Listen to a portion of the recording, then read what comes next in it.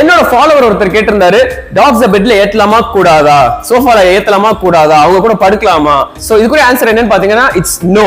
டாக்ஸோட உடம்புல இருந்து குட்டி குட்டி ஹேர்ஸ் வந்து ஃபால் ஆகும். இது வந்து நீங்க இன்ஹேல் பண்ணீங்க அப்படின்னா ஃபர்ஸ்ட் உங்களோட லங்ஸ் தான் அஃபெக்ட் ஆகும். இப்போ எப்படி நம்ம வீட்டுக்கு வந்து சுவர் இருக்கும், அதே மாதிரி நம்மளோட லங்ஸ் குள்ளேயும் ஒரு வால் இருக்கு. அந்த வால் வந்து கொஞ்சம் கொஞ்சமா அரிக்க ஆரம்பிக்கும். அந்த ஹேர் போய் உள்ள செட்டில் ஆக ஆரம்பிக்கும். இது பேர் என்னன்னு சொல்லுவாங்கன்னா ப்ரூமோஸ் லங்ஸ்னு சொல்லுவாங்க. இப்போ நார்மல் கோல்டு பிடிச்சிருக்கு அப்படின்னா ஒரு 4 to 5 டேஸ்ல நீங்க ட்ரீட்மெண்ட் எடுத்தீங்கன்னா கியூர் ஆயிரும். இல்ல படுத்து ரெஸ்ட் எடுத்தீங்கன்னா கியூர் ஆயிரும். டாக்ஸோட ஹேர் உள்ள போய் உங்களுக்கு கோல்டு பிடிச்சிருக்கு அப்படின்னா it takes around 10 to 12 days cure ஆகிறதுக்கு. உங்களுக்கு அந்த புரிதல் இருக்கு அப்படின்னா டாக்ஸ்க்கு தனியா பெட் ரெடி பண்ணுங்க, அவங்களுக்கு தனியா கேஜ் ரெடி பண்ணுங்க, அதுல அவங்களை கம்ஃபர்ட் பண்ணுங்க.